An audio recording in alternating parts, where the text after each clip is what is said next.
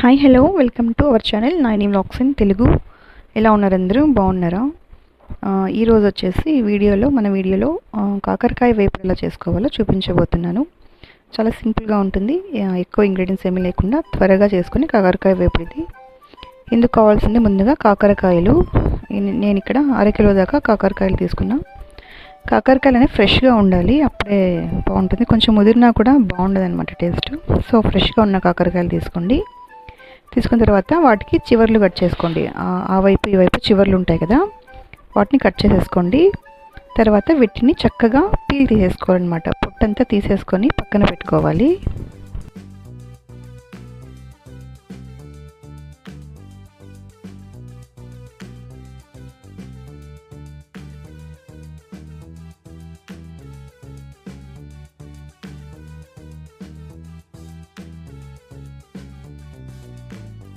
ఇలా నీట్గా పొట్టు తీసుకున్న తర్వాత వాటిని మధ్యలో కట్ చేసి ఇలాగ లోపల ఉన్న ఇత్తనాలు అలాగే కొంచెం స్కిన్ మాదిరిగా ఉంటుంది కదా, అదంతా నీట్గా తీసేసుకోవాలి. ఇలా వీడియోలో చూపిస్తున్నట్టుగా నీట్గా తీసేసుకొని వాటిని చిన్న చిన్న క్యూబ్స్గా కట్ చేసుకోవాలి. మరీ పెద్దగా మరీ చిన్నగా కాకుండా, ఇక్కడ చూపిస్తున్నాను కదా సైజు కొంచెం చిన్నగానే ఉంటుంది అనుకోండి, మరీ చిన్నగా కాదు. ఇలా చిన్న చిన్న క్యూబ్స్గా కట్ చేసుకొని పక్కన పెట్టుకోవాలి.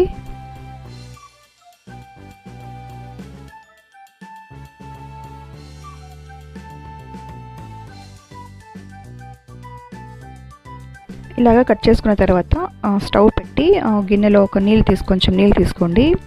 కొన్ని నీళ్ళు తీసుకున్నాక అందులోకి కొంచెం ఉప్పు అలాగే పసుపు వేసి ఆ నీళ్ళు బాగా మరగాలన్నమాట. ఆ నీళ్ళు మరిగాక అందులోకి కాకరకాయ ముక్కల్ని వేసేసుకోవాలి.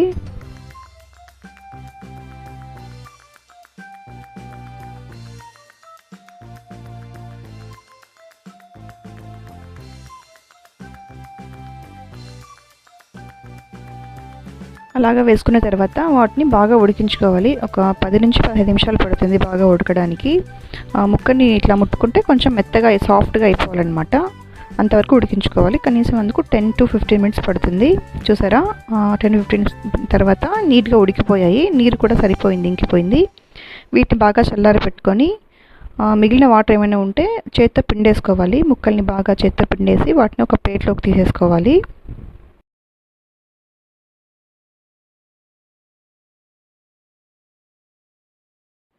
కాకరకాయ ముక్కల్ని పిండేసి పక్కన పెట్టుకున్న తర్వాత కడాయి పెట్టేసి తగినంత ఆయిల్ వేసి అందులోకి కట్ చేసిన 2 పెద్ద ఉల్లిపాయ ముక్కలు ఇలాగ మీడియం సైజులో కట్ చేసుకొని వేసుకోవాలి. అలాగే కొంచెం కరివేపాకు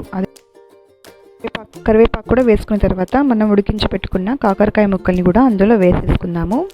వేసుకున్న తర్వాత అందులోకి తగినంత ఉప్పు వేద్దాం. ఆల్రెడీ ఉడికించేటప్పుడు ఉప్పు వేసాం కాబట్టి చూసుకొని ఒకసారి వేసుకుంటే సరిపోతుంది. ఉప్పు కూడా వేసాక ఒకసారి బాగా కలుపుకోవాలన్నమాట. బాగా కలిపేసి వాటిని సిమ్లో పెట్టేసి బాగా మగ్గించాలండి. ఆయిల్ వేసాం కదా, ఆయిల్లో బాగా మగ్గించాలి. ముక్క బాగా గట్టిపడాలి. సో మీద పేట ఏం వేయొద్దండి. పేట వేయకుండా జస్ట్ అలాగా మగ్గించేసేయండి.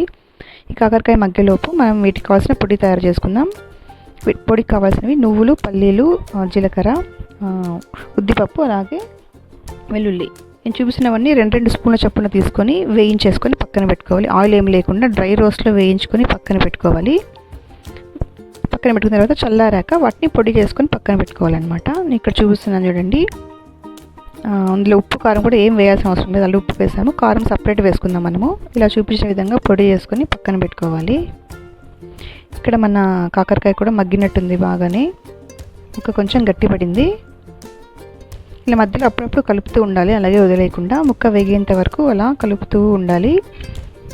కొంచెం మగ్గాక మనకు ముక్క గట్టిపడింది, ఇక చాలనుకున్నాక అందులో కొంచెం సరిపడా కారం వేసుకుందాము. నేను ఇక్కడ 1 టేబుల్ స్పూన్ దాకా కారం వేస్తున్నాను. మీరు మీ టేస్ట్ తగినంతగా కారం వేసుకోండి. కారం కూడా వేసుకున్న తర్వాత మనం రెడీగా చేసి పెట్టుకున్న పొడి ఉంది కదా, ఈ వేపుడికి మెయిన్ టేస్ట్ ఇచ్చేది ఆ పొడి అన్నమాట. ఆ పొడి కూడా వేసేసి ఎంత పొడి వేస్తే అంత టేస్ట్ అండి. సో నేను అంత పొడి వేసేస్తున్నాను. వేసుకుని ఒకసారి బాగా కలుపుకుంటే మన రుచికరమైన కాకరకాయ వేపుడు రెడీ అయిపోయిందండి. చాలా సింపుల్గా ఉంటుంది. ఇది రైస్లోకి ముద్ద అట్లా వాటికి సైడ్ డిష్గా బాగుంటుంది. మనం డైలీ చేసుకుంటాం కదా ఇండియన్ కర్రీస్ ఏవైనా, వాటికి సైడ్ డిష్గా చాలా బాగుంటుంది. ఒకసారి ట్రై చేయండి. అలాగే ఈ వీడియో కనుక మీకు నచ్చితే మీ ఫ్యామిలీ అండ్ ఫ్రెండ్స్కి షేర్ చేయండి. అలాగే మన ఛానల్ నైనీ వ్లాగ్స్ ఇన్ తెలుగుని సబ్స్క్రైబ్ చేసుకోండి. థ్యాంక్ యూ అండి. Thank you for watching. Bye. మరొక వీడియోతో మళ్ళీ మీ ముందుకు కలుస్తాను. నమస్తే.